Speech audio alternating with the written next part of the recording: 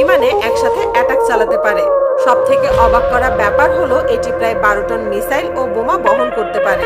এই যুদ্ধ বিমান এতটাই পাওয়ারফুল যে যখনই শত্রু দেশ টের পায় যে আকাশে AC-57 রয়েছে, তখনই তারা যুদ্ধ থামিয়ে দেয়।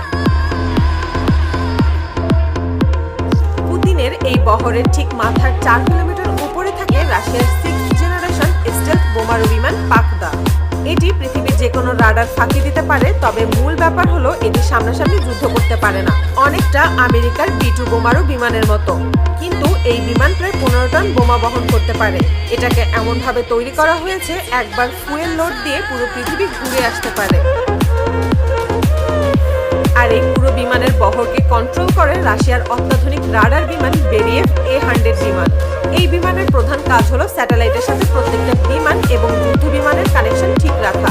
শুধু তাই না, জরুরি পরিস্থিতিতে পুতিন চাইলে প্লেনে বসে যেন পারমাণবিক মিসাইলগুলোকে ছুটতে পারেন তার ব্যবস্থা করা। এই বিমানের আরো একটি বড় ব্যাপার হলো এই বিমান কয়েক হাজার কিলোমিটার এলাকা জুড়ে সবকিছুই স্ক্যান করতে থাকে।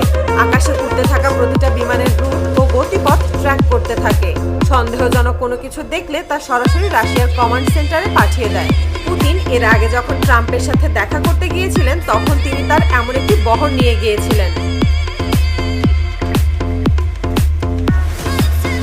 রাশিয়ান মিলিটারি থেকে জানানো হয়েছে পুতিন এবারও এই বহর নিয়েই যাবেন। পুতিনের এই বিমান বহর পুরো একটা দেশের বিমান বাহিনীর সমান শক্তিশালী। তাই পুতিনের উপর যত ধরনের গ্রেফতারি পরোয়ানা থাক বা অভিযোগ থাক, কোনো দেশ চাইবে না এই বহরের মধ্যে অ্যাটাক চালাতে।